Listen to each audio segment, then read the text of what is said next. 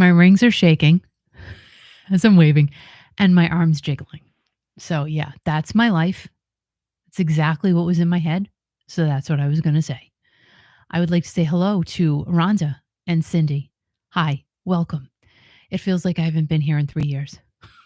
It hasn't been three.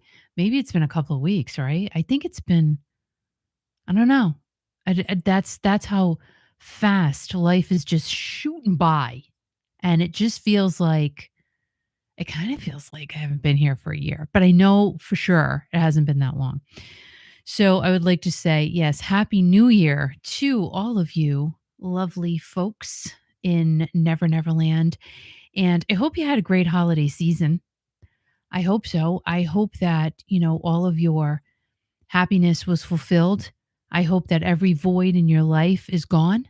And I hope that you eat a lot of cheese because I like cheese and I haven't eaten a lot of cheese lately. And I think maybe I should change that because cheese is so good. I love cheese, Cabot extra sharp cheese with the red and black thing. And I'm back on my rice cakes now. We'll talk about that in a minute. Rice cakes. Hi, Nancy. Hi, Cindy. Hi, Suzanne. Hi, Christine. So, yeah, I've gained some weight over the holiday season, and it's not really because of the holidays. So I can't really blame it on that. I'm blaming it on my being. I'm blaming it on my internal organs. I'm blaming it on getting old, and I'm blaming it not on myself, which I really should be pointing the blame at me. But because here's the thing, let's talk about this, ladies, for a second, because you know what I'm talking about. And guys, I apologize, but this really is a woman thing. I'm sorry, it just is. But when you think like this is my thought process. Well, I'm busy. I'm always doing stuff. Why am I gaining weight? Right? And sometimes as ladies, we can't help it. Wink, wink. Because we have things that are happening to us and we can't control it. So, and this is my problem. But again, I guess the chocolate, over the holiday season may have been a potential intruder and may have been a potential butt maker bigger, but I really enjoyed it. And now it's time to not enjoy it. So I'm on a kick of rice cakes and peanut butter once again, which is fine. I have to lose this nonsense weight. That's what I'm calling it, nonsense weight. It's nonsense because it shouldn't be there. And that's it. So hi, let me know if any of you have this problem. Deej, how are you? And yes, all you Kiki Knights. I like that. I like that a lot. If you have this problem, let me know and how you get rid of it. And I think really it's just not eating. It's just eating bare minimum. I don't care what anybody says, like Ozempic, Manjaro, all this stuff. Listen, now you're hearing things. This is what I'm hearing. With all the people who are taking Ozempic and Manjaro, yes, it's great. It gets you skinny, like super skinny quickly. But now people are starting to notice the weight pop back on. Because here's the thing, if you don't change your lifestyle and you don't change your habits, the weight is going to come back. Because you're going to think, well, I can just eat whatever because the Ozempic is making it all flush away. Yeah, but when the Ozempic stops working, well, what do you do? If you're still eating like a gallon of ice cream every day, well, eventually you're going to notice. Put it this way, your pants are not going to fit. So you got to change your lifestyle. I don't want to, but I just for a smidge of time. And I'll probably have to go back to just having cheat days on Fridays and being really good during the week because my body's changing, people. Can I just tell? Oh my, I don't even want to get into it, but it's so annoying. And happy Friday. It's like, let me just come out with all this nonsense. This is ridiculous. I'm sorry. But anyway, my butt's really big right now and I have to do something about it. And only I can do it. Nobody else can do it for me. A needle is not going to do. Well, a needle would do it. Like some Ozempic or Manjaro would do it, but I'm not doing that And it's expensive, I heard. The celebrities, they have the money to do it. So Christine said it gets you skinny but doesn't make you healthy. I don't think so. That's what I'm saying. I don't think it changes you in what you're supposed to be doing. If you're only supposed to be eating 1,500 round calories a day and you're eating 2,500 because the medication's making you lose the weight, well, that's not going to change anything. So anyway, enough of that nonsense. So that's the space I'm in right now, and I don't like it because, I feel like I was just talking to you guys. Oh my gosh, I lost 5 pounds because I was intermittent fasting and I'm eating really good. And now I'm like, oh my gosh, I'm fat and I feel like a sludge. Whatever a sludge feels like, I feel like that. It'll work out. I just have to have a positive mindset, and I do. I do. And I didn't think about chocolate once today till I'm talking about it right now. Now I'm thinking about chocolate. I hate that. But anyway, I do love me some chocolate. I'll tell you, if that's the only downfall and bad thing I have about myself, it is a chocolate addiction. Really, it's so good. It's so good. Luzia, hola. Hola, Luzia. She's so pretty. Did I say hi, Hi, Suzanne. Did I say hi to you? Hi. And Nancy said, as I sit here eating peanut M&Ms, and those are so good because what you do is you put one peanut M&M in your mouth and then you eat it so that you can crack the hard candy portion off of it, right? Right? And then you chew that on one side of your mouth. Then now you're left with a chocolate covered peanut. So you suck down the chocolate on the peanut. And you like lick the chocolate around in your mouth. Then you chomp on the peanut and there you go. That is how I eat peanut M&Ms. Like every single one. You cannot put more than one of those in your mouth because you will not be able to successfully dissect a peanut M&M. And a peanut M&M has to be dissected in order to taste proper. Wait, here we go. Finding your way down in Baker Street. Hi, Peter. How are you? Nice to see you. And REO, Gina, did someone say, let's talk REO? That's in a little bit. We will. Don't worry. Unbelievable. I still don't get it, but whatever. And Nancy said, oh my, OMG, that's what I do. Are you serious, Nancy? I'm telling you, it's the only way to eat a peanut M&M. For real. And and Deej sent Luzia a card. How cute. That's so cute. Oh, and Kathy Waddle, Etta died last Saturday. I'm so sorry to hear that. I'm so sorry, Kathy. I'm sorry. And for those of you who don't know, Etta was my mom's name. And Molly Holly, on the chocolate note, I just remember I have a Score candy bar in my car. I'm going to go get it. Welcome aboard, Molly Holly. Score candy bar. Oh my God. Isn't that the one with the 3 different, you got like a certain one here, like a caramel and then something white and then something else, right? Is that the Score bar? I feel like it's so old school. I remember those though. Kathy said she's hanging out with my mom. God has to specify human Etta and cat Etta. Oh, that's so sad. I'm sorry. Yeah.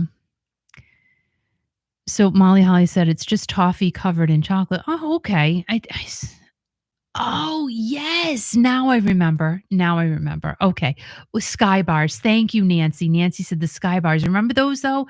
The 3 sections? I don't know how they did that. That was pretty cool. Do those exist anymore, Sky Bars? But I remember the Score Bars, and I can't eat those because they would crack my teeth. I feel like that, as I get older, too, I'm so afraid of losing my teeth. Why? Like, they're not loose or anything, but every time I bite into something hard, like candy, I feel like my teeth are going to fall out of my head. Why? I'm just afraid. I'm petrified. I don't know. This old thing is really, it's a lot of work because you think about a lot of different things, like dying and things like that. It's just crazy. I don't know. Deisha's like a Heath bar. Yes. And Nancy said, got them at Market Basket tonight. We love Market Basket. And Nancy has Sky Bars. What? What? Do you even have I didn't even think they existed anymore, so that's pretty fun. That is pretty fun. All right. So, we're just gonna, we're gonna move into a bunch of, entertainment news, music news, all kinds of things. Of course, we first have to address the fires in Los Angeles and California, Southern California. Oh my gosh, how these people have been affected. All I can say is, Al and I, we're just two people sitting here saying, these poor people, I cannot even imagine what they're going through. And I'll be honest with you. So Paris Hilton lost her home and she went back and she showed a video of her house pretty much flattened to the ground. And you're thinking to yourself, well, you know what? The Hilton family is very wealthy. But, this is her home. No matter whether you have millions and millions of dollars or just a few dollars and you have a very modest home, I think, and thank God I have never lost a home, really. But I cannot imagine your life's possessions are gone in a matter of minutes. Like these people had no time at all. They had minutes to get away from these fires to safety. I mean, they had no choice.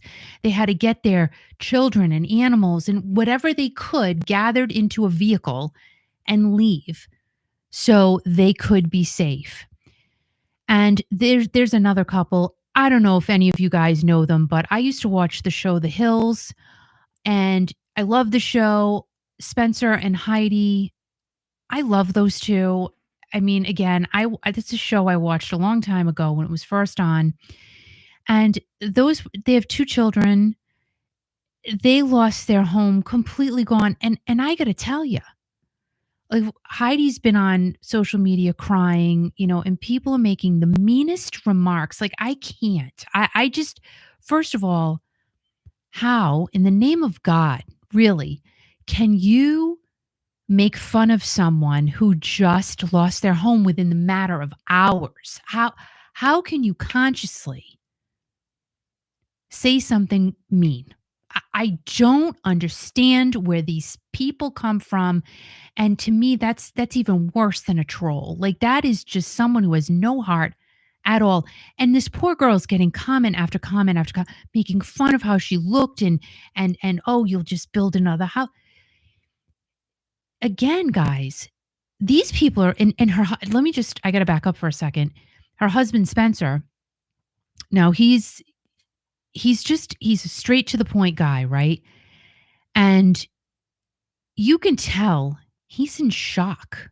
He's in complete, utter shock because the comments he's making, they're off the cuff and he's trying to be lighthearted, but you can tell this man is like, my family has no home. Like I'm pretty sure they had somewhere to go. And I think it was her parents who lived pretty close to them. They lost their home too. So you're talking two families. Their homes are everything's gone. It's gone. There's no replacing it. I mean, of course you can build a new home, but now there's the whole thing.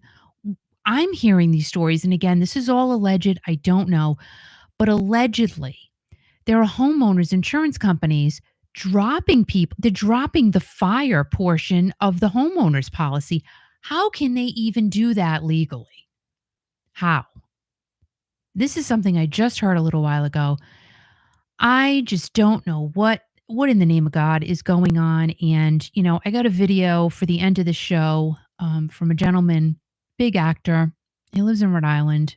He has a home in Rhode Island and in LA as well. He lost his home, him and his wife. So I will play that at the end of the show. But, he sums it up beautifully. It's sad, but he sums everything up beautifully in how we all should be acting as human beings and as good neighbors and good friends and good family. So we'll play that at the end. But honestly, and also, like I was just saying too about Spencer and Heidi. Spencer just seems like he's in a complete state of shock. I cannot imagine what these all of these people are going through. I really cannot. We cannot even begin to put ourselves in their places. But I'm also seeing posts from other celebrities who have also lost their homes, and their posts are so matter of fact that you have to think these people probably don't even still realize their home and everything they have is gone. They probably can't even haven't even processed that yet. So we just have to, my God, really, as just human beings and kind people, please have empathy and help where you can. If there's anything we can do, anything you can send, and I don't know, because how can an organization like the American Red Cross, and I really have not dug into them. I hope they help. I hope the money they get to help people really does help people. I don't know. A lot of these organizations, you just don't know. You really don't. So I do hope that they're the one that really does help people. However, you're hearing stories about nobody was around to help these people. And there was a traffic jam. And again, I apologize. I don't know the area that well, but I think it was Mulholland Drive. I'm not sure, or Pacific Palisades Parkway. I don't remember. One of you, please correct me in the comments. I don't know. But people were trying to evacuate their homes and they couldn't because so many people were trying to also evacuate. I mean, we're talking hundreds of homes, hundreds of people. And I guess what was happening was people were getting so scared because they're seeing the smoke and the fires get closer and closer. They're just leaving their cars in the middle of the road. So people really couldn't get out. And then people are running back to their homes. But you really shouldn't have been doing that because that's dangerous. I just, who was helping these people? That's all I need to know. You're not really hearing about that. Who was helping those people to evacuate? And then you see the woman with the garden hose. Come on, get out. Get your family and go. Really, just go. Please. Oh my God. Again, the James Woods video I will show at the end really just tells it tells the story because he lived through it. He's living through it. He's in it. And just please listen to it. Wait till the end of the show. It's pretty to the point. So some celebrities who have lost their homes already. And again, this is just unbelievably sad. Jeff Bridges, Adam Brody, and Leighton Meester. They were just at the Golden Globes. And they have 2 children. Their home was destroyed. Billy Crystal. We all know who Billy Crystal is. Him and his wife, Janice, had lived in their house since 1979. He went on to say, and this is from VanityFair.com, Billy went on to say, we raised our children and grandchildren here. Every inch of our house was filled with love, beautiful memories that can't be taken away. We are heartbroken, of course, but with the love of our children and friends, we will get through this. Carrie Elwes.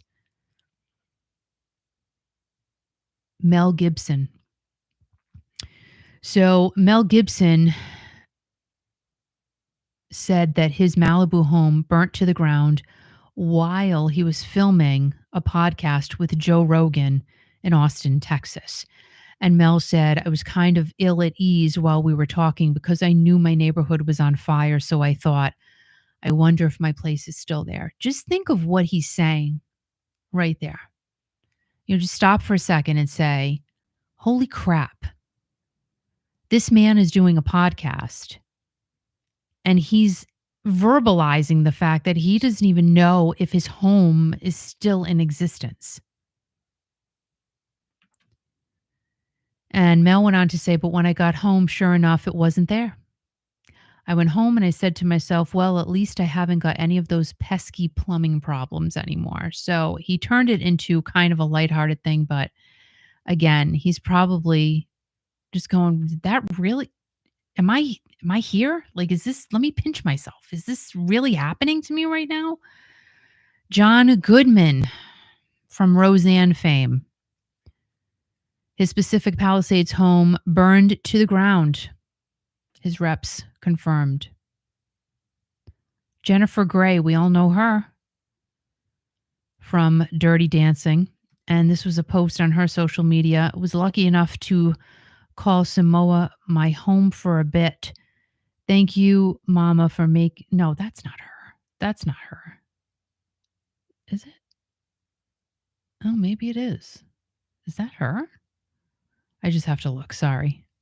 I don't want to like. Oh, this must be her daughter. This is her daughter. All right. So her daughter posted, and I apologize, was lucky enough to call Samoa my home for a bit. Thank you, Mama, for making it what it was and allowing me to make such beautiful memories there. Home isn't walls and frames. Home is family. Stay safe. Hug your loved ones. Don't be afraid to ask for help. I don't think people are going to be afraid. There's just way, way too much. And then here's Paris Hilton's home. Let me share this. Terrible. It's unbelievable. I mean, just images we're all witnessing and seeing is just, oh my gosh. I look at Paris Hilton's home. It's nothing. There's nothing there.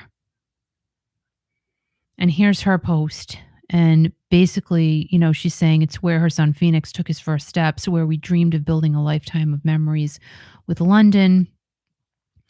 And, this is what she says. While the loss is overwhelming, I'm holding on to gratitude that my family and pets are safe. My heart and prayers are going out to every family affected by these fires, to all the people who have lost their homes, their memories, and their beloved pets. My heart aches for those still in harm's way or mourning greater losses. The devastation is unimaginable. To know so many are waking up today without the place they call home is truly heartbreaking. I mean, I just can't even. I can't.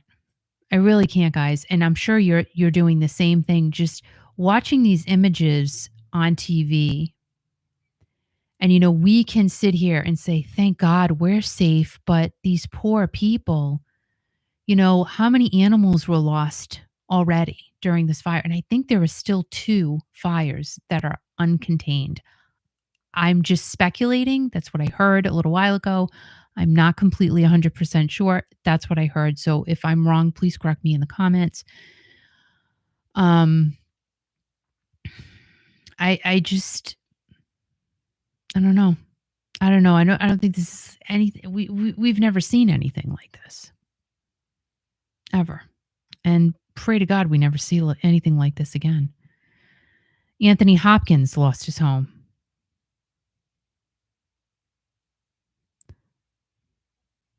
Let's see. There's a lot. Ricki Lake, talk show host Ricki Lake, lost her home. Melissa Rivers, Joan Rivers' daughter, she lost her home. Rosie O'Donnell lost her home.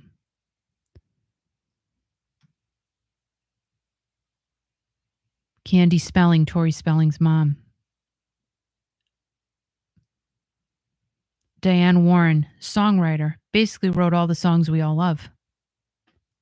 Her home is gone. James Woods, and again, I'm going to be playing the video from him at the end of this broadcast tonight, and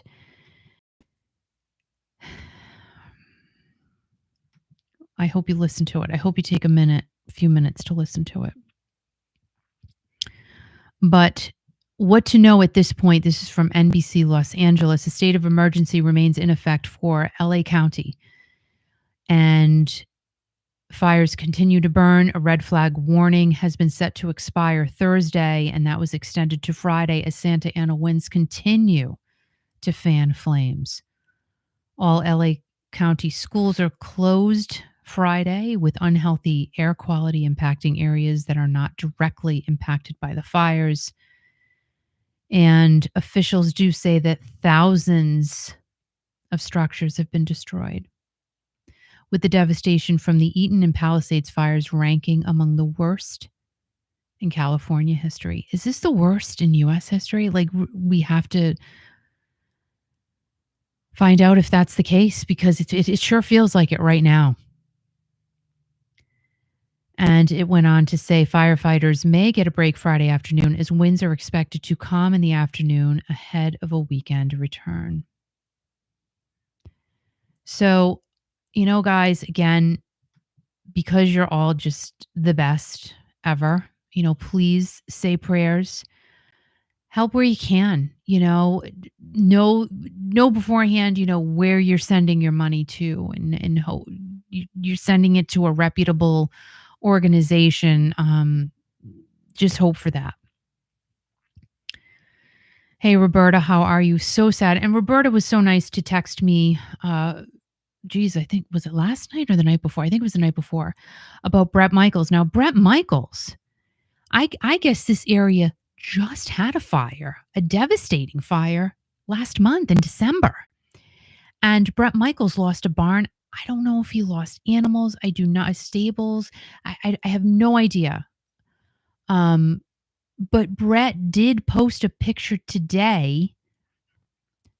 You could see the smoke in the distance. And, of course, people are saying, well, geez, get out of there, get out. But look at this poor guy, been through it, not just him, all the other people in the area too, being through this twice in a month. Oh my gosh, just I can't even imagine these poor people. But, you know, as much as I can say, they're all in our thoughts, our prayers, our minds, there's any little bit to help along the way, hopefully we can, you know, that's all we can do. Hopefully we can. Okay, so moving on to more. This is music news. Now, this was, I have to say, this was kind of annoying. This is from Billboard.com, and I read this on Lori Money's Facebook page the other day. This really, I have to say, it got my goat, and I was pretty pissed when I read it. So, the title of this article is Rock Hall Chairman rules out name change, says new categories could be added in the future. So this is Chairman John Sykes making all of these comments. Now, so, we've always talked about this here. The Rock and Roll Hall of Fame has always been some sort of a topic of discussion on this channel. And I have always said there should be offshoots of the Rock and Roll Hall of Fame, like maybe the Pop Hall of Fame, the Blues Hall of Fame, the Rock and Roll Hall of Fame, hip hop, I don't know, rap, all of different subsections of the Rock and Roll Hall of Fame. Never said to change the name of the Rock and Roll Hall of Fame, but just like make it into different subgenres, as we may say. Well, John Sykes said that, the Rock and Roll Hall of Fame, of course, it needs to evolve. It needs to, maybe have some new categories in the future. Ding dong, like hello, because let's be real. I mean, I love Cher. I mean, her name just popped in my head because I love her so much. But to be in the Rock and Roll Hall of Fame, she should be in the pop section.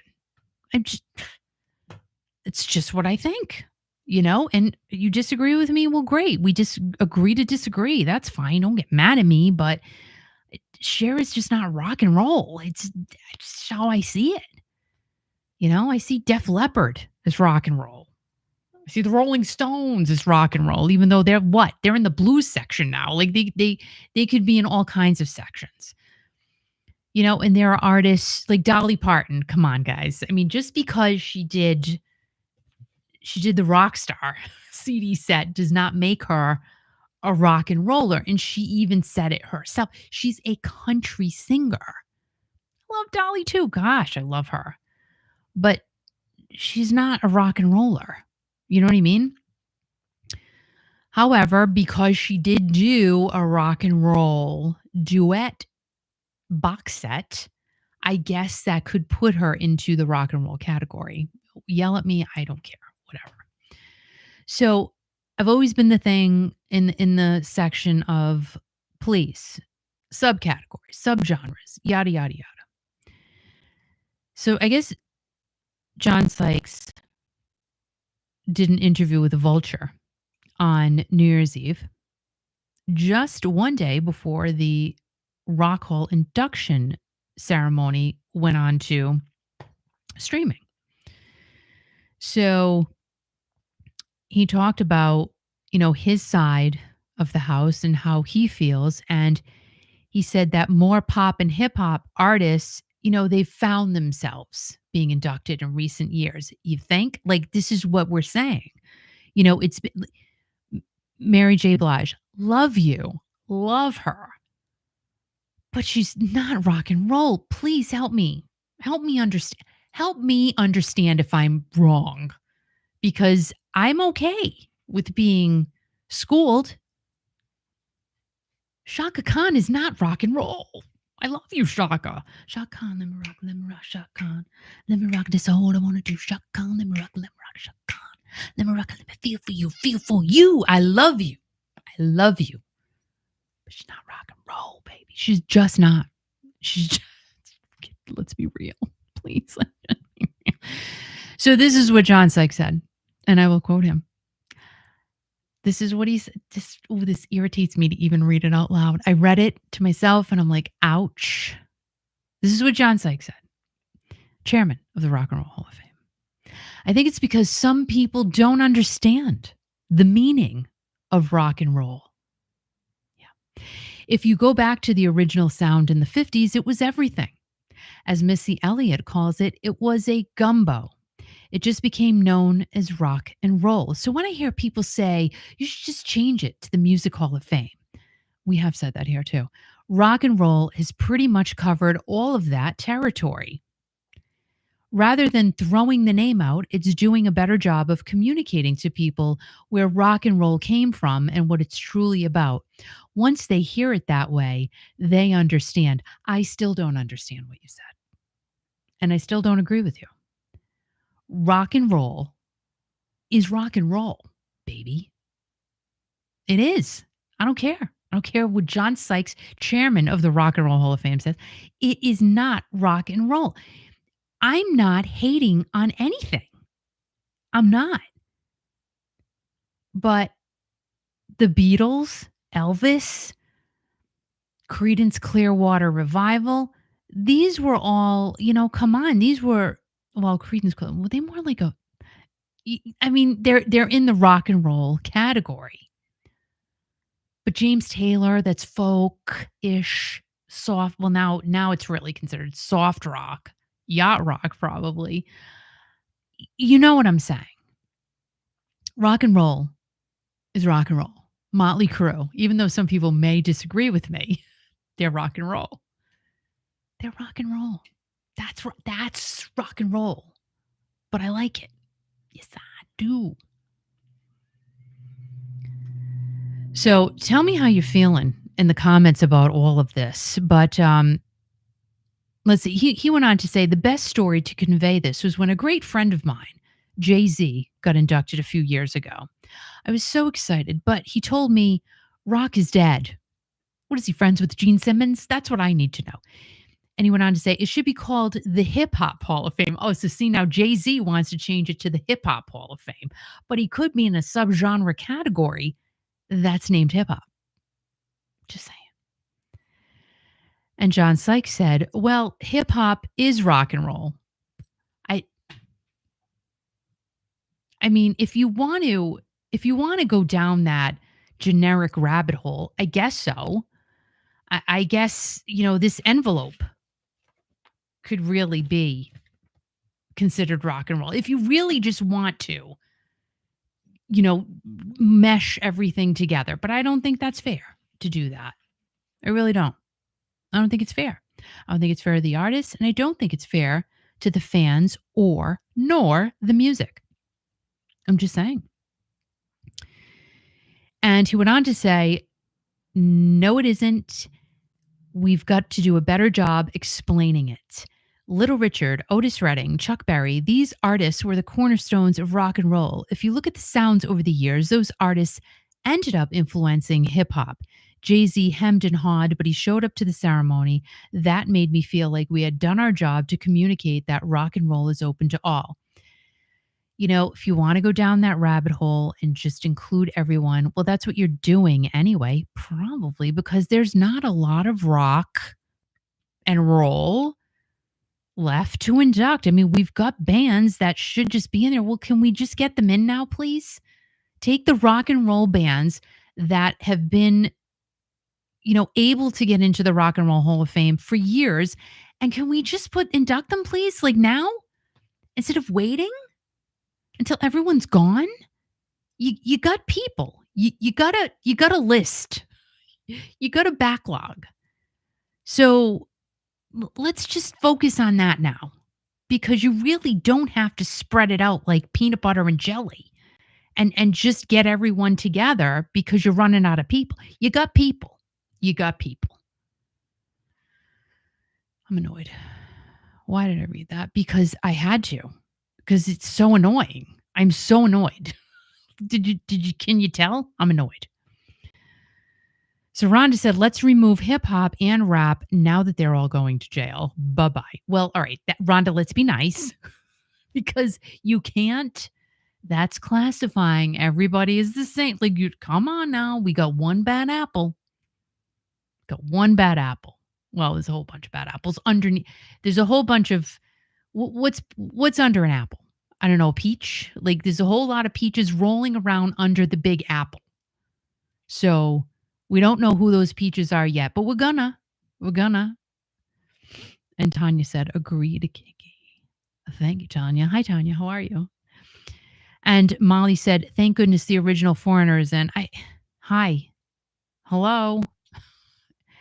And let Eddie Money Sticks and REO, like, what would that look like if REO gets inducted next year? Oh my gosh, we're all going to want to be flies on the wall in that room. We're all going to want to go because, some people are going to be on this side of the stage and some people will be on this side of the stage. Ridiculous. That's that whole thing. Please, just don't get me started. And let's see. Yeah, just saying. Jay-Z is not probably in a really good place right now. Hi, Eunice. How are you? And Barry. Hey, Barry. How are you? Everybody say hi to Gary Stuckey's brother. Gary. Still talking to my husband the other night, and I still can't believe it. I still can't. We do think about Gary all the time. So, hi, Barry. Thank you so much for being here. And thank you for continually posting on your brother's behalf. So moving on, let's see what is next. Oh, so this is interesting. My brother went to go see the new Bob Dylan movie. And honestly, I'm not going to lie. I forgot all about it. Like, oh my gosh, that's right. There's a Bob Dylan movie out. I completely, like the woman who talks about music, I forgot. A lot going on. But anyway, so it's called A Complete Unknown. If any of you have seen it, let us know in the comment box because we're going to go see it. And I want to go see it ASAP because my brother said it is so good. So good. And the main actor, Timothy Chalamet, and did you hear about the whole hullabaloo with Demi Moore? And she won for Best Actress, I guess. Was it her first Golden Globe? I think so. She looked absolutely gorgeous. The woman is stunning. I mean, she's 62 years old. What? She looks so great. And just the fact that she's with her ex, Bruce Willis, all the time and her family, she's just awesome. She seems like a really awesome person. Wow. Timothy, the actor who plays Bob Dylan, he's dating Kylie Jenner. I know, part of the Kardashian family. So I guess, there's all of this video going around that Demi went over and said hi to Timothy, was very cordial to him. And Kylie sitting there waiting for Demi to say hi to her or maybe her boyfriend to introduce them. Demi Moore is huge, right? and it didn't happen, and Demi just, supposedly walked away, and then other people are saying, "No, she did say hi to Kylie." But, oh my gosh, people have made such a big issue out of this. First of all, can you just imagine the emotions that were running through Demi and how excited she had to be? And there's people all around, you gotta say hi to this one and this one, you gotta do your thing, right? So she probably didn't even think twice about it. And people are, oh my gosh, she snubbed Kylie. How dare she? Oh, please get a grip. You know what I mean? If you were Demi Moore, you probably would have overlooked one of the Kardashians as well. Let's face it. You got things going on in your head. You're excited. You're happy. You got this one over here. Tom Hanks is probably over there. You got to say, Tom, you gotta work the room. I don't know. Whatever. Now, this is something I didn't know. This is from yahoo.com. A lot of this movie was filmed right here in Little Rhodey, Newport, Rhode Island. Stop it. I didn't know. Now, of course, Bob Dylan has appeared at the Newport Jazz Festival years ago. I don't know when the last time. Let's look up the last time Bob Dylan was at the Newport Jazz Festival, Folk Festival, whatever. Bob Dylan. Why do I do that when I type things into Google? Newport Folk Festival. Oh, 1965. 1965, and it's the Folk Festival. So on Saturday, July 24th, 1965, Dylan performed 3 acoustic songs. That it was a Sunday night, and there's a whole controversy about it. I didn't even know. Let's see. And Bob Dylan, did you know? Like he's like the leading songwriter of the American folk music revival. I don't know, Wikipedia says so I have to believe it. And oh, this is a whole thing. I don't know, I don't feel like reading it. But there's it's called the Electric Dylan controversy. Something he's recording and performing with electric instruments, and it was a controversy in the folk music community. I guess you can't have electricity in folk music. Did you know that? It has to be all acoustic. Something I learned. I mean, I guess so. I guess. So yeah, so you can go read up on that. I'm like totally into James Taylor now. I love him. I mean, I love him anyway, but I was listening to a lot of James Taylor today. Oh my gosh, like so good. Do you guys like James Taylor? Like his music is so, you just feel like you're on a beach. And you know what I thought of? He could be like the next Jimmy Buffett. I feel like James Taylor and Jimmy Buffett, God rest his soul, are like on the same type of thing. Like James Taylor, people go crazy over this guy. It's insane. Anyway, back to Bob Dylan. So Bob Dylan,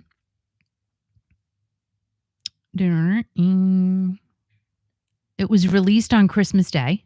Did you know that? I didn't know it. And it's all about the early days of Bob Dylan's career. Oh, and look at this.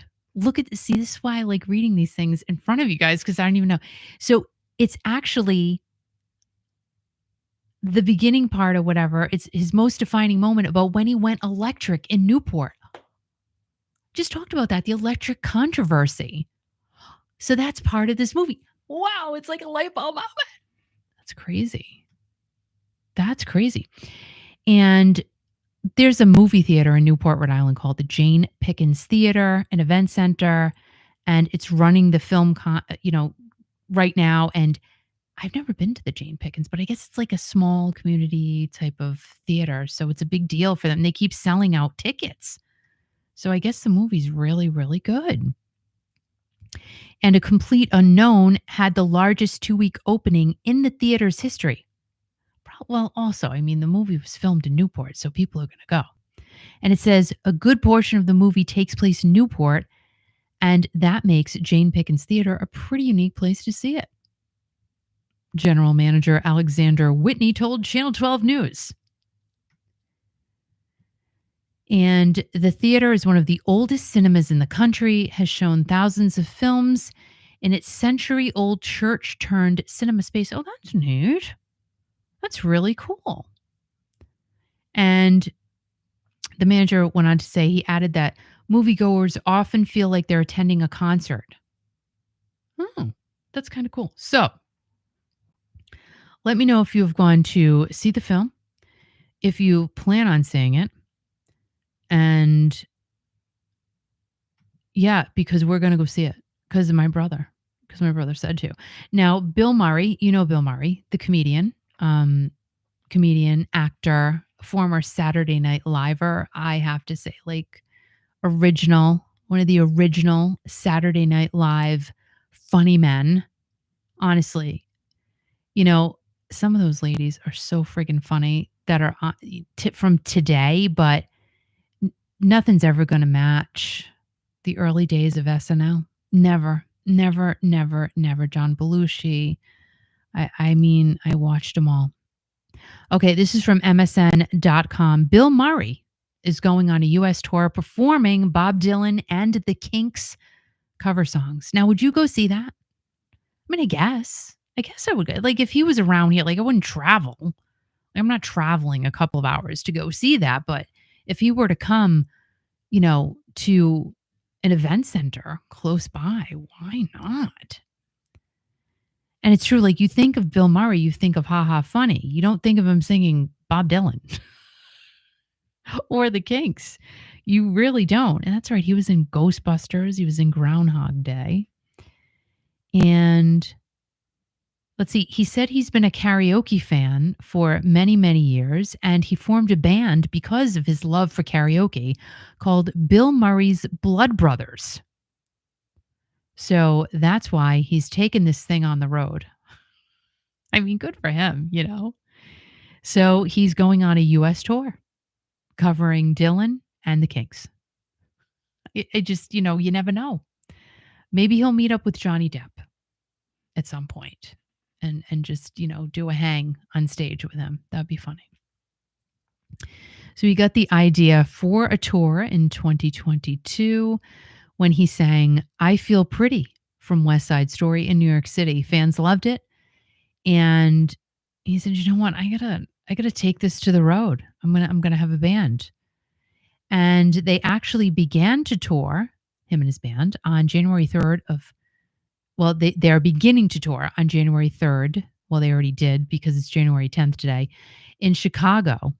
And they're going to be in San Francisco, New York, St. Louis. Why do I feel, why I feel like I'm saying that incorrectly? Because my dog's name is Louie. And I feel like St. Louis. That's why I feel like saying that. By the way, Louie's doing fine, thanks. He's so cute. He is my guard dog. I will tell you that. They're also going to go to Atlanta, Austin, and Des Moines. And the tour will end in October with a show in Louisville, Kentucky. And his backing band includes Albert Castiglia and Mike Zito. He will sing, let's see, Like a Rolling Stone and, many of the other Dylan and Kinks classics. So how much is it going to cost to go see Bill Murray and his band? Well, right here in this article from mensjournal.com, it says that the average ticket price for Bill Murray, and they spelled Murray wrong in this article from mensjournal.com. They spell it, I got to show you. Can I just show you? Because don't we have AI now that like corrects things? But I just have to show you because you keep this up. Right here and right here. Bill Murray. There's an A that should be right there. And I can't, can you see that? It says Bill Murray. It's Bill Murray, but it's Bill Murray with an A. See? Look at that. And his Blood Brothers, the ticket prices are around $227, with some tickets going for over $300. I don't know if I'd pay that for, because I got Al. I got to take Al with me. I can't leave Al home if I go to see Bill Murray and the Blood Brothers. I would just he'd have to come. So that's like, can I just get out my calculator? Hold on. Let's see. It's So 227 times 2 is $454. And then you put the fees on top of it. So we're well over $500 now. And what if I want popcorn? So I don't think I'm going to be going to see Bill Murray. Singing Bob Dylan and King songs. I don't think I'm going to do it. It would, however, be interesting. And if you go, I think it's wonderful. Maybe you go by yourself. Like maybe I'd have to go alone, but I don't think Al would like it. He'd be like, "No, I want to see Bill Murray singing Bob Dylan." And I'd say, "No, you don't. You really don't want to see that. You just want to go along for the ride." And that's how Al is sometimes. He just, if I'm going to Market Basket, "Oh, I'm coming." I'm like, "No, I'm just going to get a few things." "No, I want to come. I want to help you, but I'm getting 3 items." "No, I'm coming." I think he just wants to go for a ride. You know what I mean? So I gotta let him do it. And let's see. Eunice said, I wanted to go, but my finances. Yeah, hi. It's a lot of money. And Barry said, "Is Louie the dog named after the Kingsman song Louie Louie?" All right, so let me just tell you a story. So we got our dog at a little yard sale inside of someone's apartment. It was a really dark apartment filled with smoke. I'm not kidding you. Can't make this up. Al was there, so he knows it's true. Went to this yard sale in February, 14 years ago. No joke. Louie's going to be 14 in February. And walked in, and there was this little dog sitting on a couch going, and I said, "Oh, is he for sale?" And the woman's like, "Maybe." So I said, "Well, that has to be my dog," because no one is willing. You don't give up your pet. You don't do that. So he was at my house the next day. I paid $100 for Louie. She wanted 2. I said, "No, I'm not giving you $200. He's $100. I mean, I would have paid, to be honest with you, I was going to pay the 200, but I'm like, no, it's at a yard sale. I need to get a discount. That's not true. I would have paid 200 for Louis. But his name was Louis after Louis Vuitton, even though this was a little tiny apartment, no shade, filled with smoke. And I swear to you, I don't think the dog ever stepped foot outside before he got to my house. And he is the king of the wild now. He loves being outside, except for when it's cold. When it's cold, no bueno. He wants in. He's not about it. Even though I put a sweater on him, he's like, "No effing way, dude. I am going back in. I'm not staying outside." But in the summertime, forget about it. You can't even get him back in. He loves it outside. So that's a story about Louis and his name. I just kept his name. He was already 2. I didn't want to confuse him and like change his name to Harry or something. Even though this morning, what did I tell him? I told him, I forget. There was another name like Harold or something. I said, "Louis, you could have been named Harold," but I just kept his name Louis. So yeah, it was after the people named him after Louis Vuitton. Yeah, so that's a Louis story. And let's see. So I don't know. Rhonda's saying something, but it goes, yeah. And Tanya said, "You got Louis at a yard sale." I did. An indoor yard sale in February, and there was snow on the ground. And literally, he was home with me the next day. Is that not nuts? I don't think he ever went to the bathroom outside either. I'm just being honest. I'm just saying.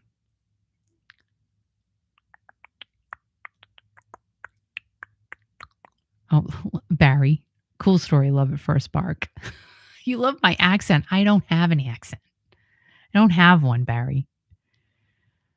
Oh my goodness, with the Steve Perry. So I saw Michelle last week, and she goes, "It's just fascinating to me about how people really love Steve Perry, and like he's nowhere to be found." And I said, "I know. And wouldn't you know, guys, how funny things work out sometimes." The following day after she said it, because I'm like, "Yeah," I said, I say it all the time. I could literally sit in front of my laptop and just say Steve Perry's name for hours, and people would watch me say it. Just Steve Perry, Steve Perry, Steve Perry, Steve Perry. People would watch it because they'd be like, "Oh my God, she said it again." So the day after Michelle said that, someone commented on, I don't even know which one of my videos. And they're like, "Oh, by the way, do you have any Steve news?" Nothing. I got nothing. I can't be like a regurgitator. A lot of people regurgitate old information over and over again. I can't, I get bored. Like, I'm bored. You know what I mean? I need new information. I don't want to keep talking about the same old stuff. If you got something new, let's talk about it. Like, all this stuff I'm talking to you about is all new stuff, except for REO, because that's like an ongoing thing. But I like to talk about new, fresh news. I just don't. I just don't. I can't do it. But there are channels that do it. And of course they get thousands and thousands and hundreds of thousands of views. I just don't want to. I just don't. But if Steve Perry were to, some news were to come out, or of course I talk about it, but I can't make stuff up. I just can't. And I can't make it up just for the sake of talking about him, because but I do feel like I do have a sense, a Steve sense, a Peppermint Perry sense that something might be amiss this year, because normally Steve is out on social media from like late October through Christmas. But he really wasn't this year. And he put out the season 3. So I do find that kind of strange. I do find it odd that, and I'm not patting myself on the back, but it is odd. I'm like, he's not doing any interviews. He's got a new album out, and then boom, 2 interviews come out just before Christmas. So I do think that was kind of weird. And I do think that he should have been out there. I'm just, again, I love Steve Perry. Don't get me wrong. But he should have been out there a little bit more pushing his album. You know what I'm saying? Not that he cares about record sales per se, but just because you did release this album, you have a duet with your dad. Like, I don't know, go on TV or something. Like, do something. Come on my show. Let me talk to you. Something. By the way, I think I should start saying, I want to interview Steve Perry before I die, like every single show, because I don't think it's fair that I haven't talked to him. I really don't. And I don't think it's fair that I only got to meet him for like less than a minute that time. I don't think it's fair. So I think that it would be really nice if he chatted with me before I leave this planet. You know what I mean? So I'm going to just say that every single show, and hope and pray that he has a conversation with me, because I don't understand why he doesn't talk to me. Why? Does he think I'm going to call him Peppermint Perry during the interview? I might. I mean, if it's here, it usually comes out there. So, Susan, how are you? And I did say Peppermint Perry. I sure did. I know Christmas is over, but I don't care. Deej, I don't know what you just said. That's it. Cindy said, I agree with you, Kiki. Do it. Interview him. I've tried. I don't know. I don't get it, but whatever. Deej, Kiki, Rhonda said he moved to LA. Well, we don't know. We don't know. And we just have to pray that everybody is okay. Everybody. Not just Steve Perry. Okay, guys. We send your prayers to everybody. I mean, let's hope everybody's good. And of course, Gary Stuckey did want to interview Steve Perry. I mean, it's hard to really think about anything Steve Perry without having Gary in my head. That'll always be a thing.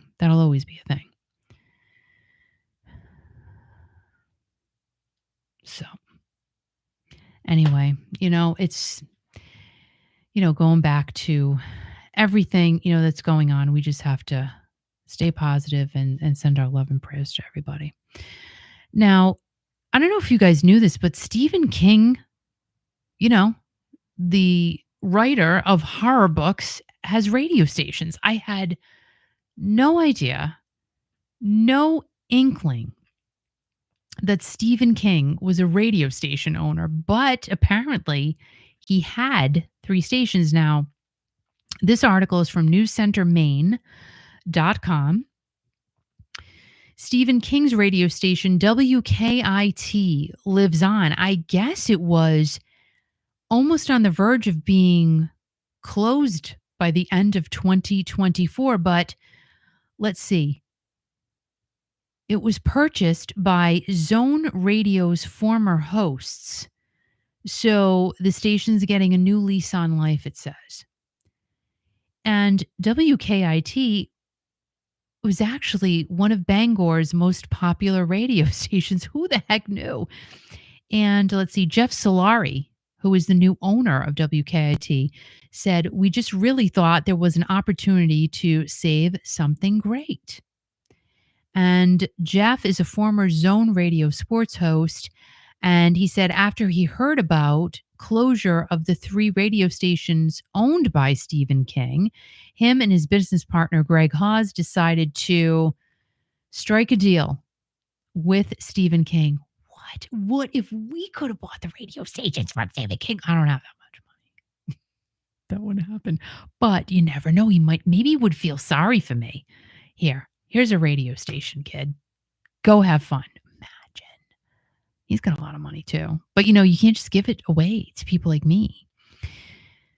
And let's see. He went on to say, we told him what we can offer is that we're going to keep the station here. We're going to keep it live. We're going to keep it local. We're going to keep it in the Bangor area.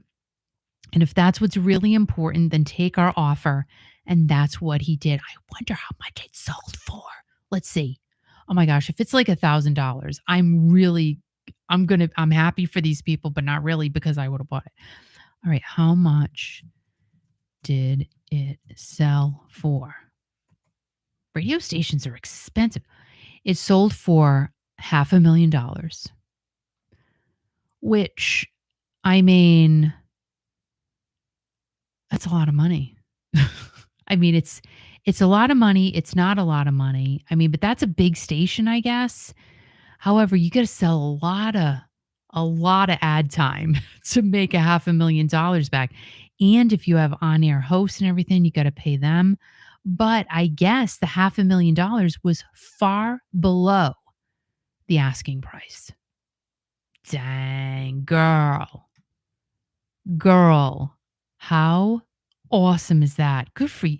See, they had it in their minds they were gonna buy this radio station, and they just went for it. This is what I'm saying, guys. You got to just go for it. Why don't I do that? That's a novel idea. Goodness gracious. All right, so there you go. So WKIT is now back in operation. And I guess, I don't know what happened with the other 2 stations. Did they go dark? I don't know. It doesn't say, but there you go. Barry Manilow, he is done. He is going to perform his final show in Cleveland in 2025. This is from cleveland.com. This is called his One Last Time tour, and the last show, again, will be in Cleveland. The name of his tour is called Hits 2023. And Barry is 81 years old. He looks like he's 12.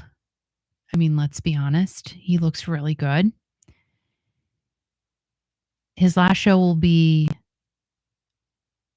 June 5th on a Thursday at Rocket Mortgage Fieldhouse. That's going to be his last show in Cleveland.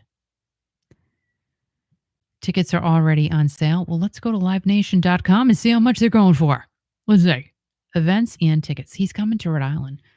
I do not have Barry Manilow tickets. I just can't do it, kids. I'm just being real right now. I can't do it.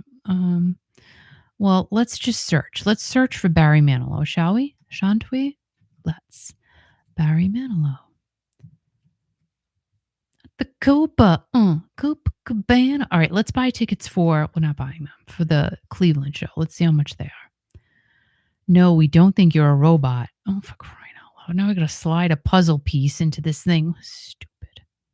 I know I'm not a robot. Just Jesus. All right. Oh, I solved the puzzle in 5.7 seconds. Well, thank you. Actually, tickets are not that bad, kids. What? Second row, $500. I mean, really? That's not bad. If you're all about going to the Copa, that's not bad. And then let's see. Third row, fourth, that's all the same. And then you get a little further out, $398. and then like 10th row ish, 283. So not bad. Not bad. Thanks, Barry, for being you know, sensitive to ticket pricing. So that's good. Are any of you seeing Barry Manilow? Let's see. REO Gina, Barry puts on an amazing show worth every dime. Saw him last year. Kathy Waddle said, I saw Barry Manilow in August. Good night, Eunice. We love you too. And of course, REO Gina has seen Barry because she's seen everybody. She's been to every show on the planet, which is great. You know, you're having a great time. You're loving life. You're living your life. Good for you, girl. All right. So this was kind of interesting. Let's see if you guys remember this gentleman. And, you know, times get hard for everybody. So this is from today.com.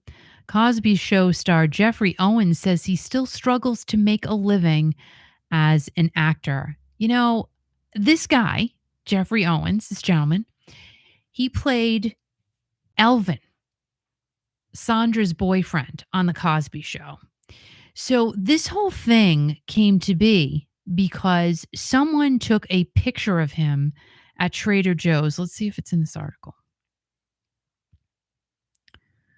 It could be because it's such a viral. Well, of course it's not. Oh, put aluminum foil in your dishwasher. Stupid. All right. Anyway, so it's not. But there was a viral picture that went around, got him at a weird angle. Poor guy, and you know, he's working at Trader Joe's as a cashier. All right, he's doing what he's got to do to make ends meet. But people went bananas over this whole thing. And he said people have the impression that, well, you're making a lot of money. You know, you figure he was on the Cosby Show. You know, he's got to be getting some good residuals from that. But in 2018, he was seen working at a Trader Joe's, but I don't know why this all just came out now. Like I had never seen this before. It feels like it just all came out. And he's had roles, you know, he's had celebrities around him to support him. Do you see this disgusting thing on the right side of the screen? Why do you have to have that? Can I exit out of that? That is terrible. No, I don't want to go to Miami MD. I don't want to. I just don't want to look at that. Oh my goodness. So let me just stop sharing because that is horrible that you have to even look at. Dude, look at this. It's ridiculous. I'm not sharing anymore. I'm not going to share. So he said, even today, right now, as we speak, I still struggle to make a living. I struggle every day to make my ends meet. People can't get their heads around that because they see me in movies, whether it's Mr. Santa or I'm on Papa's House on CBS, all the TV shows I've done and all that stuff. People have the impression that, well, you're making a lot of money. What's the problem? Why would you have financial troubles? They don't understand the specifics of how my industry works. And it says that, you know, the article continues to say that they're not really sure how much that Jeffrey Owens makes, but, you know, average minimum wage is about $20.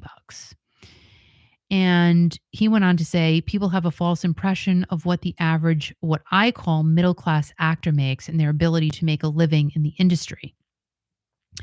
And he said that he quit working at Trader Joe's after the photos, you know, went crazy, went viral because of privacy concerns. And he said after that story went viral, he experienced fame like never before. He said, for 2 weeks or more, I was like one of the most famous people in the world. Everywhere I went, people recognized me. Hopefully it was good for him, though. And he said, thanks to the story, he started to get opportunities and support from various celebrities, such as Tyler Perry, who offered him a role on his show, The Haves and the Have-Nots. Owen said Nicki Minaj gifted him $25,000, but he donated the money because at the time it seemed like the right thing to do. That's so nice. That's a really nice person right there. So, He's being gifted money to help him out, and he's like, I couldn't take it. So that's a genuine, real nice human being right there. So he did play Conley in The Haves and Have-Nots, and he appeared in TV shows including Power Book 2, Ghost, and It's Always Sunny in Philadelphia, and he's grateful for how everything turned out. That's like, just having that positive attitude and, just keeping your head above water and just saying, "You know what? It's all gonna work out. It's gonna be fine." So good for him. Good for you, Jeffrey. And now we can start talking about a little bit. We're not going to dig too deep because I still don't get it. I'm sorry, REO Gina, all of you REO fans. I still don't understand what's happening because, Bruce, I say it all the time. Bruce seems like a nice guy, but I don't know if it's Bruce. I think it's a lot of people around him have been pushing the narrative about Kevin. But again, I don't know because I'm not in the inner circle. I don't know what's really going on. And then you got Kevin Cronin, who really is just out there trying to. I mean, to me, he's being classy about his answers to people. He really is. I think he's being gentlemanly. People are attacking that guy on social media. I mean, I am reading the meanest stuff about Kevin Cronin, which is so unnecessary. And I don't know. I just don't know why people are so mad at this guy. And I feel like I've said this the past 4 broadcasts. Like, why are people so angry at Kevin Cronin? We don't know the whole story. Yes, Bruce did that interview and, he talked, but we still don't have Kevin's side of the story. I mean, he did do an interview, I think, with Ultimate Classic Rock, and he said some things, but we still don't have 1,000% of what happened, which we probably won't. We never get 1,000% from what happened in Journey. Let's be real, because we don't need to. We're not obligated to get all of the information. They can keep everything to themselves as they want to because it's their life and it's their thing. So Gina said, Bruce is a super nice guy, a big teddy bear that gives the best hugs. Night, Luzia. And, you know, let's see. Oh my gosh, why are sneakers ads pop? Oh, because I was looking for sneakers for Al, but really you're in my article right now. So this is from carkpost.com. And let's see. The group has embarked on a new chapter with a fresh lineup under a different name. All the while, Bruce Hall has his own plans brewing, even though, people are like, oh, Bruce is going to form his own band. And he's like, I don't want to. I want to be back out with REO Speedwagon, with Kevin Cronin singing lead vocals. That's what I want. But now there's this article, and this just came out. So let's see. Bruce, he gave a New Year's message filled with gratitude, and some of it said, 2024 blindsided us in ways I've never imagined, but I'm eternally grateful for this incredible journey on the Speedwagon. Here's one of my favorite moments: our families together, a true brotherhood within the band. Don't think for a second that any of it wasn't real. Keep loving the music we created, because without you, the fans, none of this would have been possible. Love to every single one of you. Happy New Year. And of course, you do, after all this stuff goes on, you're like, well, geez, were they even really friends? Like, was stuff going on for a long time? But I guess not. And let's see. So I did see this on social media. So Mitch LaFon actually asked, I don't know I think this was on Facebook. I'm not sure though. So Mitch asked Bruce about the possibility of forming a new version of REO and going on tour without KC. And Bruce said, Mitch, that's not something I want to do. REO is our band, and Kevin will always be its lead singer. Fans deserve the genuine article, not a tribute act. So Bruce is really sticking to his guns on saying, I want Kevin to be part of whatever we decide to do.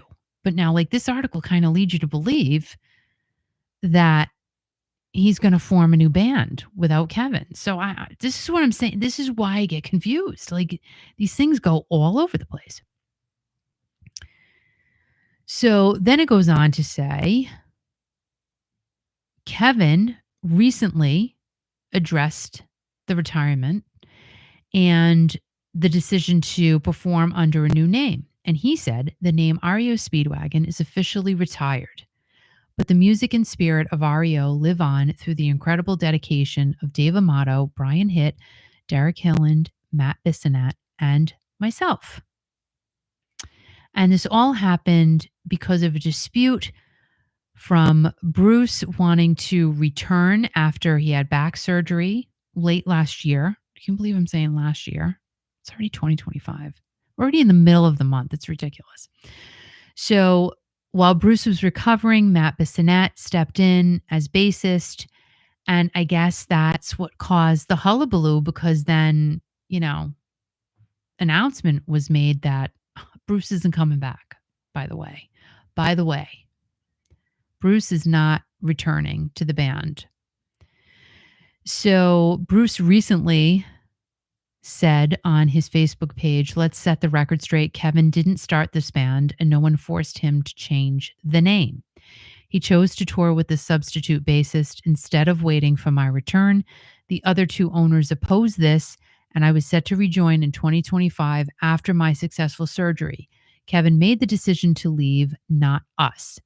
I've been cleared to play since January, and all I ever wanted was to continue touring with the band I love." And that is the end of that article.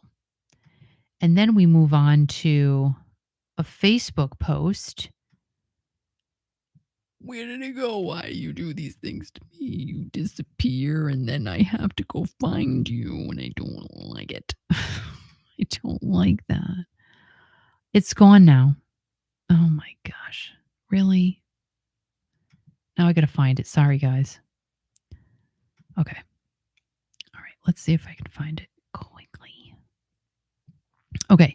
So Bruce posted this yesterday. This article is accurate. Thank you. Thank you, Ultimate Classic Rock. Lots of other sites alluding that I'm trying to form a new lineup. See, like, that article just said that.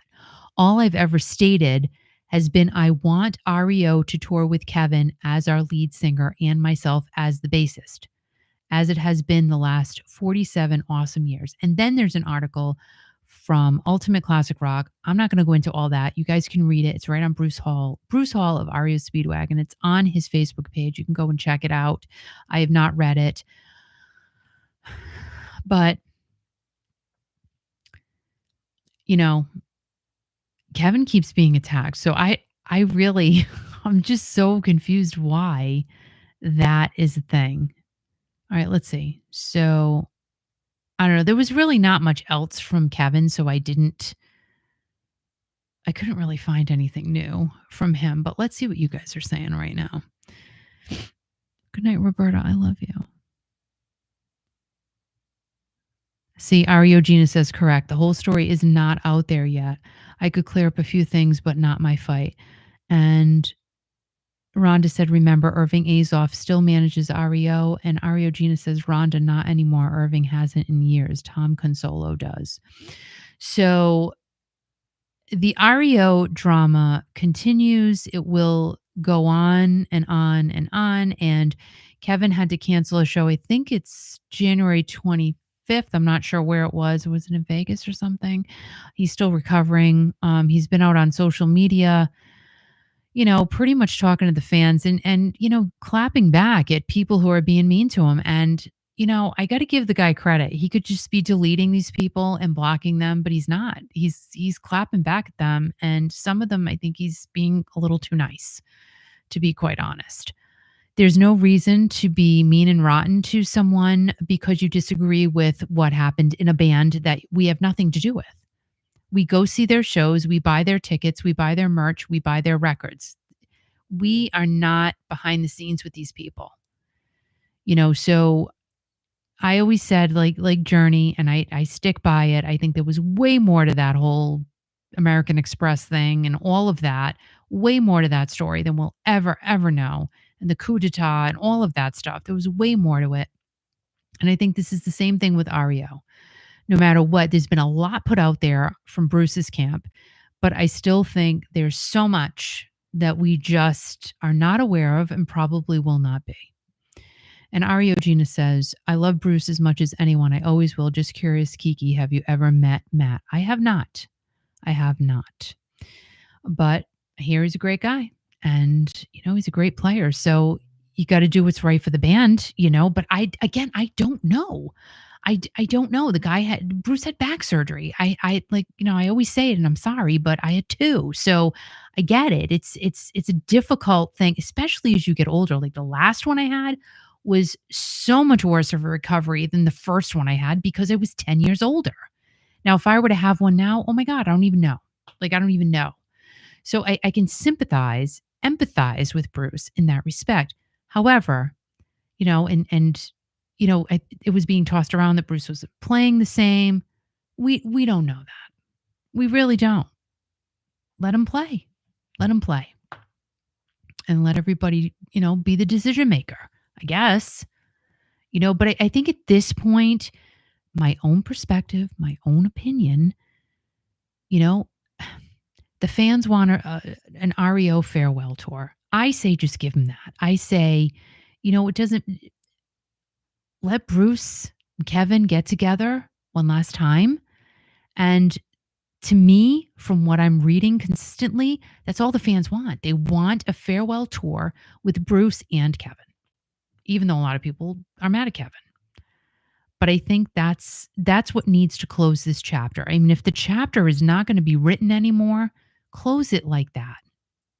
Really, just do what you got to do. Bring back the REO name. Listen, Motley Crue wasn't supposed to ever tour again after 2015. What do they get, a residency now? Someone, I mean, come on, anything can be changed. Anything. So that's my stance on the REO stuff. I really do think, they all want to tour. Kevin wants to keep touring. Bruce wants to be out there. And, we all know Bruce is a great showman. I mean, he really is. Kevin seems like a nice guy. And he's been the lead singer for years and years and years, decades. Like, this is what it is. This is what we have all grown to love. All personal stuff aside, this is what REO Speedwagon is to all of us. So just give the farewell tour and then move on and do whatever you got to do after that. That's what I say. All right. This was a story that probably should be made into a movie, I'm thinking, because this is really interesting. So this is from foxnews.com. Fleetwood Mac backup singer lost more than $1 million in a romance scam. Now, I did watch something on this, but I fell asleep. So I always do that. I fall asleep. So Liza Jane Lickens, I believe, had no idea that a simple update to her social media profile following the death of her husband of 23 years would change her life forever. That's just sad because people prey on other people. You just got to be smart. You really do. You don't. Like, you see all of these fake celebrities coming out. Oh, they write these long things. Oh, I'm Brett Michaels and I want to thank you for, being my lifelong fan, and I would like to telegram you, or whatever the heck it is. Don't do that. Don't fall for this stuff. They don't like you. They don't love you. They want your money. It's it, basically. Thumbs up. That's all they want. So Likens, I'm sorry if I'm pronouncing that incorrectly, but she was a backup singer who toured with Fleetwood Mac and Linda Ronstadt. She became a victim to a Nigerian online romance scammer, and she was taken for over $1 million in cash and crypto. So this happened over 2 years, and she became involved in a very complicated scam by a man who claimed to be an Australian gold miner. And his photographs were of a German life coach See, like, you just never kn so many of these things online now, you really I mean, I think I'm pretty good with picking out the fake stuff, but, sometimes you just can't tell. Some of it's really real. However, I notice a lot of ads now on YouTube, they're AI generated, and the just watch a couple. You'll probably figure out which ones I'm talking about, but the language coming out of the mouth doesn't match the movement of the mouth like those old Japanese horror films that we used to watch on Saturday afternoons. It's just like that. So they haven't perfected that yet, but they're running entire ads with people talking, but yet they d it's just not adding up to it doesn't match what they say. So they're getting there to the point of we're not gonna be able to tell. Really, it's gonna get crazy. So she said she had nothing left. She sold her house. The scammer wanted her to sell her car. But fortunately, that was when I saw the Social Catfish show. So she didn't sell her car. Oh my gosh, can you imagine? She said, I wanted to off myself at first because my husband left me in very good shape. And after 2 years with the scammer, I didn't have anything left but my car and my clothes. And I just wanted to not go on. I didn't know what I was going to do. And she also said, I didn't have money for food. I didn't have money to pay my utilities. My electricity was turned off twice. I lost 40 pounds. I got the big C. I didn't have money for a doctor. I mean, I was in really, really deep trouble. So she made that one small change to her social media account. And what happened was, after her husband passed away, she put that in there in her social media account. So people are seeing her as a widow. And she said that's what she thinks started the scammers to come out of the woodwork. So you have to be super careful with what you're putting out there. And she said the scammer was a perfect gentleman in their initial online conversations. And she said she wasn't interested in anything romantic at that point. And he would just keep saying, it's okay. It's fine. And they went on and on and on. One day he sent her pictures, and each picture had a complicated, convoluted story that went with it. All the photos were stolen off of the German life coach public site on Facebook. One day he sent me a picture of him, supposedly next to a statue of Buddha. And that did it when I got that picture. I thought, okay, this person might be all right. She had no idea that everything was just beginning. She was told that he was a director of a gold mine. He was in the Australian outback with a team of 20 men before he was due to retire. So he was, running on this expedition. He was $8,000 in the hole. And, in order for them to keep talking, she'd have to send him $1,000 and crypto so he could purchase Wi Fi in order to use his phone to call her. Oh my God. Like, right there, stop. Just stop. Right there. Run. Block, delete, run. She went on to say that they spoke through FaceTime through a very sophisticated method using audio equipment matched with video components. That's what I was just talking about. When the video element stalled, the scammer would say, I can't hear you anymore. Let's go back to texting. See how scammy. That's why they're called scammers. So she said, as the money requests kept coming in, they got more and more complicated and convoluted, but she still sent him money.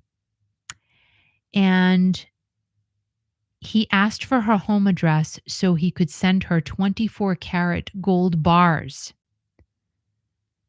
in a safe or something packed with $100 bills. Oh my gosh, what? Please. So there was a video of a purple helicopter lifting off. She checked out all the specs, the address, the email, the phone number, everything checked out. And they sent me emails that they were en route to deliver this safe to my home address. The scammer said if I would upgrade the logistics company shipping, I would have it in 3 days. So I did. And that was the first really large sum of money. Nothing was ever delivered to her. Of course it wasn't. Of course it wasn't. She said she went to the airport 4 different times to pick this person up because he would send me pictures of his name on a boarding pass arriving at a certain day and time. I would go to the airport, and of course, the flight did not exist, and neither did he. Oh my gosh. So the scam ended by accident when she found a television show called Social Catfish, and she went into shock after watching a story pretty much the same as hers play out on TV. And she wrote to the producers and told them her story. And let's see, supposedly they can discover the scammer's identity. And let's see. And she said, as it turns out, the reason there was a picture of him with Buddha is because he is a German spiritual and business life coach. He's like Germany's version of Tony Robbins. She added, he started doing everything he could to advise me on how to heal myself and reminding me to love myself and forgive myself and to keep living. And that's what I had to do, was to tell my story to help other people so other people like me don't get scammed. Oh my gosh, please. I just pray that none of you. See, look at, can I just show you this right now? Oh, I'm going to show you something. I'm going to show you something on Facebook. Let's see. Something just popped up, and this is a scammer. This is a scammer. I can't. Where is it? Why can I hear something? Look at, can you see this right here? Eddie.mun.e. That is wrong. That is wrong. I can hear something through my headphones. I'm not sure what it is. I hope Al can hear me and he can turn it off. But you see, that's not a real person. Now let's click on it. Let's see. I don't know. But you know, you gotta just not pay attention to. I mean, I don't want to see anything bad happen to anybody. I really don't. Oh, did you not see it? Oh, did I share my screen? Oh, wait a minute. Hold on. I'm gonna go back. Oh, I can't now. I got out of it. Oh well, sorry. But it said like Eddie.mon.ey. Sorry. I didn't poodle. Anyway, so moving on. Ross Valerie. I don't know if you guys saw this. Let me share my screen. And I'm going to make sure I go back. There it is. Oh, there you are. So Ross Valerie, and I know this is a little bit old, but I haven't been around. So this is what he said to Steve Perry. So here's my little bit of Steve Perry-ness for you. I want to thank you, Steve, for your kindness and the attention you've given my project over the last couple of years. And I have to say how impressed I am with your ever-growing collection of Christmas music. From a broad selection of fine musicians, you've chosen the right players for the right songs. Well done. The arrangements are superb and original, and it should not go without saying that your voice is beautiful. If there were a Hall of Fame for Christmas albums, I'm sure that Nat King Cole would be honored to have you in the fold. Keep going, Steve, and God bless you, Ross. And that was very, very nice. So I don't know if you guys did see that, but I thought that was pretty cool. Oh, it did? Poop. You got it though, right? Did you see that from Ross? I hope so. I hope you did. So guys, I'm going to, Christine said I was scammed with concert tickets. Oh, geez. I'm sorry to hear that. It's wrong. You shouldn't be scammed from anything. So let's see. I am going to share my screen now, and I'm going to play a quick clip, and I want to know if you guys can hear this. So let me play quick. Well, we were literally in the. Okay. So were you guys able to hear that? I'm going to wait until I hear if you were able to hear it. Yes. Okay, great. Okay, thank you so much, Cindy and Nancy. I appreciate that. So this is from 11 Alive, and I want to leave you with this. Thank you. Because James Woods, again, very big actor. He lost his home. He lost his home. He has a home in Rhode Island as well, but we need to listen to his message. Hey, Patty, how are you? So nice to see you. So nice to see you. I'm so glad you're here. Um, I think this message that James Woods tells us is so important for everything, for everything. So let's take a listen. The exact epicenter of the fire as it started.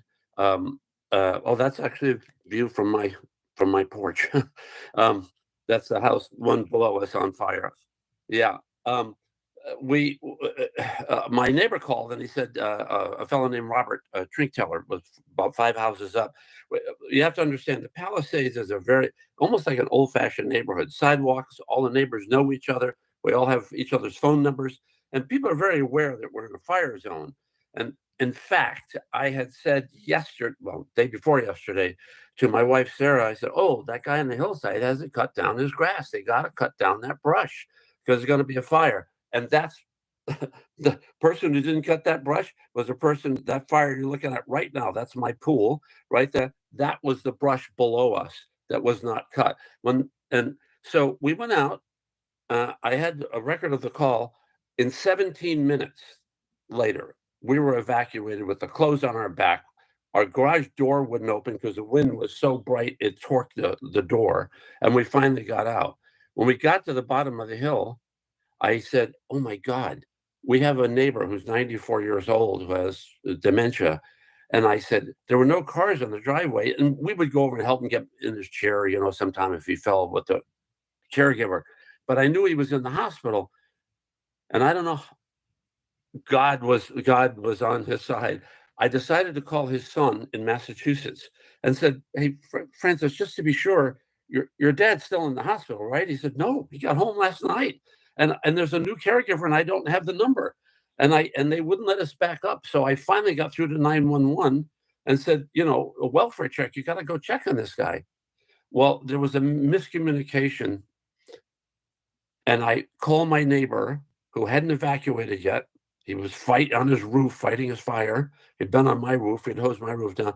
I said, "Go in and check on him." He went. He said, "The door's open. There's nobody here." He went in and yelled. He said, "No, nobody here." I said, "Look, just go behind the pantry. There's a little room. We can see him during the day. He likes to sit there because there's a garden." He went in and found him. He'd been left alone. Okay. And it turned out the fire department made the new caregiver leave. And, she just does what she was told. They said, "We're coming back for him." Well, they hadn't come back for him. I'm hoping that they would have. But, there was so much chaos. It was like an inferno. Every house was on fire around us. And, he got him out and the house burned down about an hour later. He would have been in there alone. It was just, and then Robert called us and told us that that house had gone and the house below that and then the house on the other side. And then at 11:49 last night, all the smoke alarms in our house alerted our phones that our house that we had just renovated for 3 years and had just finally moved into about 3 months ago. Uh, all the smoke alarms are going off, so that's hardly hardly a good sign. So I'm not sure, but it wouldn't make any difference because the whole street's burned down. So I mean, even if you go back to your home, look, we knew what was coming, and when we were out on our driveway, I looked and the smoke was so black. It was a house across the street was on fire. The house next door was on fire, and all the black smoke was down there, and the schools are down there. And I said to Sarah, "We can't go down there because they're trying to evacuate the schools, and we'll just be in the way." And here's the thing that's so important: people have got to evacuate when they tell you to evacuate. Because if you don't evacuate and you think you're going to be out there with your little garden hose, stopping a conflagration with flames 80 feet high in 90-mile-an-hour winds, you're not going to be helping. You're just going to be stopping the firefighters who do such an amazing job. And you've got to be out of the way, man. You've just got to get out of the way and let them do their jobs.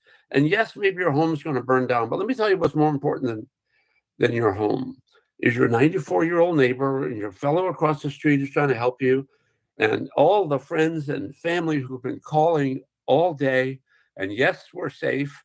And yes, I think everybody on our street survived, although I can't get a hold of Robert. And I called a friend of mine who lived in Malibu, in Mandeville Canyon, and well, she had called me. Are you okay? And I said, yeah. You got to get out of there, Carol. So, oh, well, we're miles from you.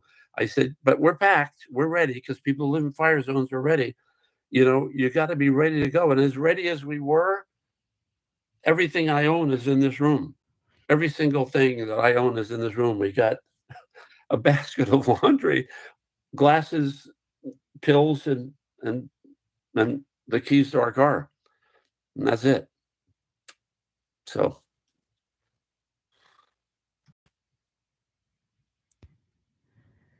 So I think that, we can really take away the fact that we have to be there for one another, no matter what it's about, what it's for. And especially during times like this. And, James Woods saved someone's life. And you could see how emotional that was for him. What if he didn't call his neighbor? And what if he didn't say, go into that back room, go into that back room? And how, and this is hard to like say it, but my God, the firefighters told the caregiver to leave. Just leave him there. Did you not try to get him out, take him with you? I mean, something like, why would somebody just leave him there? It's, and you could see how noticeably upset James Woods was, but he saved that person's life by doing what he did. Simple phone call, just having someone in your heart and knowing that something might not be okay. Remember, I always go by, if your gut says something is not okay, it's probably not okay. And it's okay to go with that gut feeling. And if you're wrong, fine. At least you know that you tried to look out for somebody. So, that's what I have for you guys tonight. I just, again, pray that each and every one of you and our friends in LA and Southern California are okay. Really. The animals, the people, yeah, they can replace the stuff, but I can only imagine what these poor people are going through emotionally, mentally, everything, all of it. All of it. This is so devastating to watch. It really is. So guys, you are all amazing. Thank you so much for your love, your support. Please go ahead, listen to Kiki.fm, free app in the App Store. Hit the subscribe button if you haven't already. Hit the like button and give yourself a big, ginormous hug because you deserve it. Bye, guys. I love you, love you, love you. And I will see you soon.